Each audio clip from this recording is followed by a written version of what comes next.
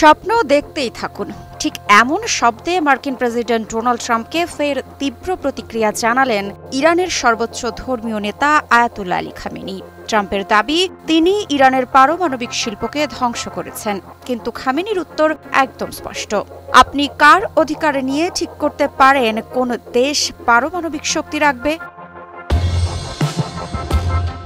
এই মন্তব্য তিনি করেছেন দেশের ক্রীড়াবিদ এবং আন্তর্জাতিক বিজ্ঞান অলিম্পিয়াডে পদকজয়ী তরুণদের সঙ্গে বৈঠকে।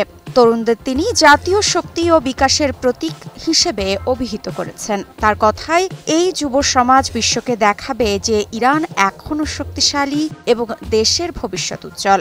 শত্রু মানসিক যুদ্ধে দেশের জনগণকে হতাশ করতে চাইলেও আমাদের যুব সমাজ আশা ও আত্মবিশ্বাসের প্রতীক।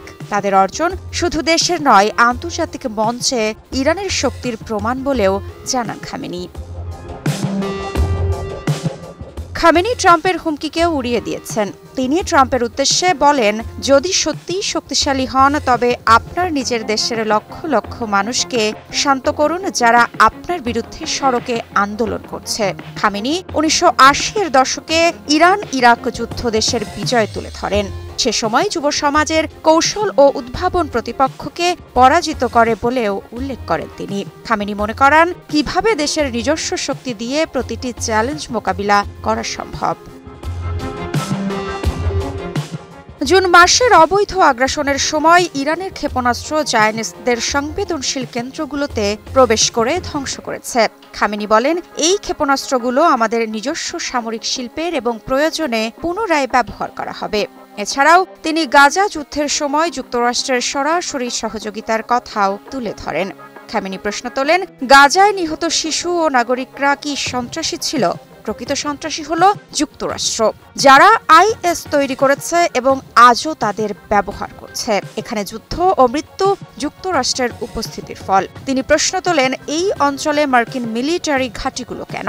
যুক্তরাষ্ট্র শুধুই উস্কানি ছড়াচ্ছে, যুদ্ধ ও সন্ত্রাসী কার্যক্রম বাড়িয়েই চলেছে। আর এটা ওইটা না, কাপড় ধোয়ার একটাই সলিউশন, চাকা অল ইন ওয়ান। সর্বশেষ খামেনি বলেন, চাপ ও হুমকির সামনে ইরান কখনো আত্মসমর্পণ করবে না। যুব সমাজ এবং জাতি দৃঢ়ভাবে নিজেদের সক্ষমতায় বিশ্বাস রাখে এবং তা বিশ্বকে প্রমাণও করবে।